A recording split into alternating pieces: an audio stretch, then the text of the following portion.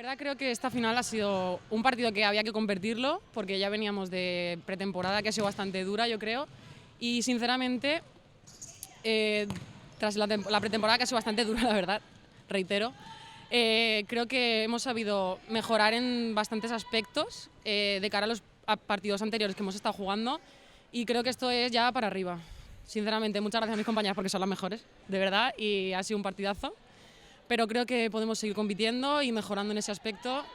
y creo que vamos a competir muy guay este año y va a estar muy chulo. Creo que estamos cada vez mejor, creo que hemos hecho un partido bastante serio y tenemos que seguir minimizando errores que hemos tenido bastantes más en la primera parte que en la segunda, que ellas han sabido aprovechar. Siempre nos viene bien competir contra Castellón, creo que es un gran equipo, que te muestran una intensidad defensiva brutal y que te castigan cada error si no estás concentrada 40 minutos. Bueno, la valoración del partido es muy positiva porque veníamos de un par de semanas, las últimas 2 semanas de pretemporada en el que no habíamos cogido buenas sensaciones, habíamos tenido además muchas lesiones que nos había